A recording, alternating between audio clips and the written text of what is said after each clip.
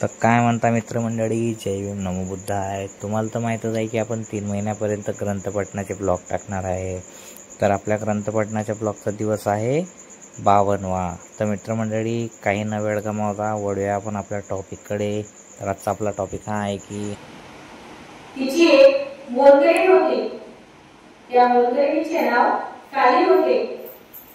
ती मोलकरीण मोठी चालाक होती. ती मोलकरीण सकाळी लवकर उठणारी आणि कामसू अशी मुलगी होती.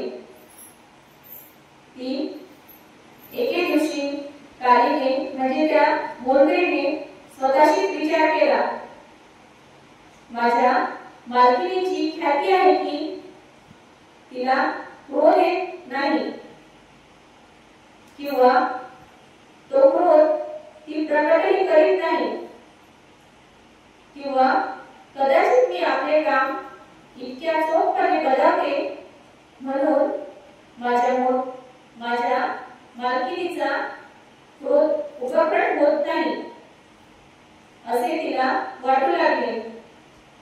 म्हणून ती